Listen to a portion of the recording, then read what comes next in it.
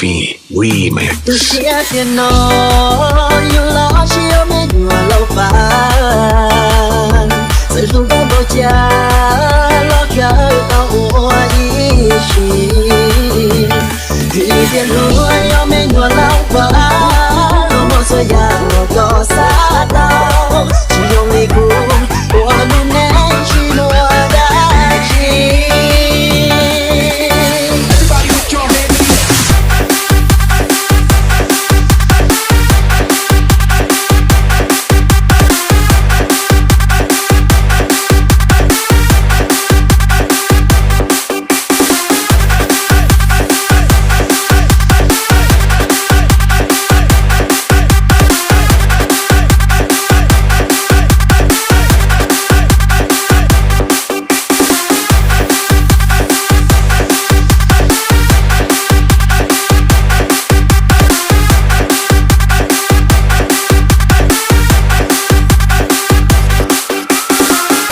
Tôi sẽ tiền nói yêu lo chiều mê nhòa lâu phàn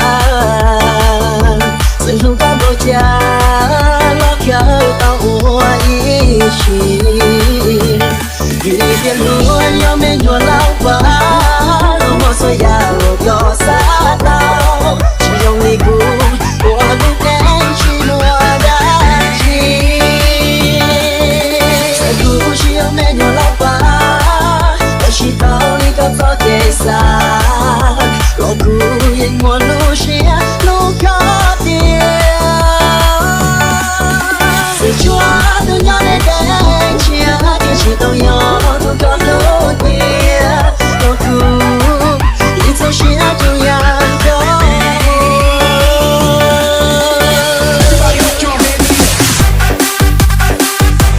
Welcome to DJ Carvey Remix.